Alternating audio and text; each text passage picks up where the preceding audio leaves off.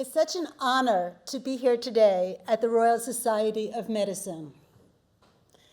Ever hear of Dr. Fauci before? Well, in the States, you would have had to be living in a cave for the last 2 years not to have heard of him. But before the pandemic, a lot of people hadn't heard of him, even though he was advisor to the last 5 presidents.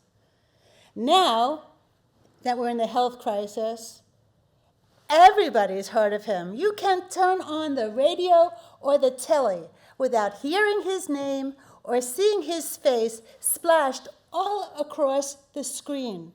When it comes to coronavirus, vaccines, treatments, advice on how to stay protected, he is forever linked to COVID. What medical conditions can you link yourself to so that you are well known? How do you get your name out there? Are you even trying? Do any of your patients even know if you provide telehealth or digital care?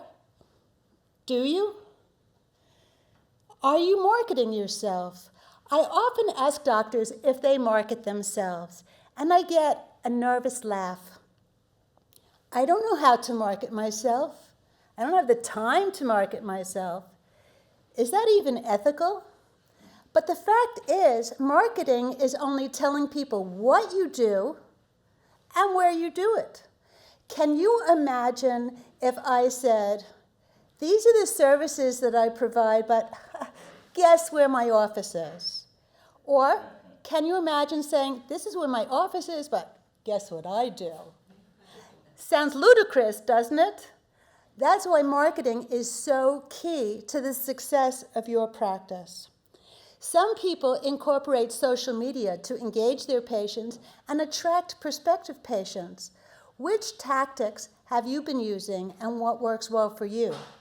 For me, the pivotal moment came when I created a system that did not steal time away from the office or home, attracted ideal patients, and provided fulfillment.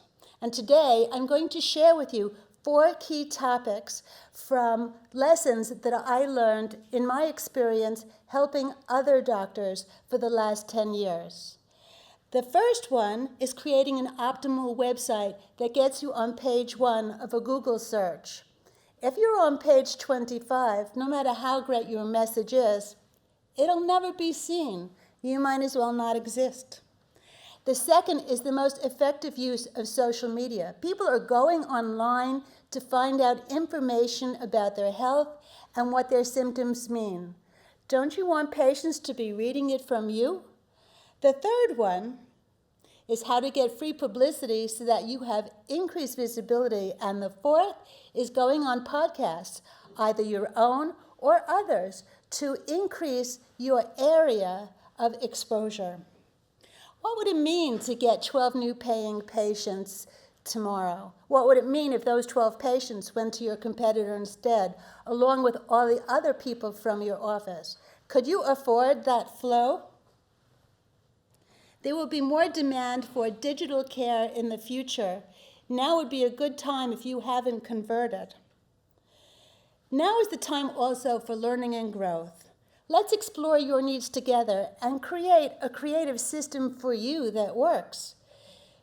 Give me a call, and we can work it through together for your needs to see what ethical, health, coaching, marketing strategies make sense for you. You owe it to your patients, you owe it to your community, and you owe it to yourself. Yeah!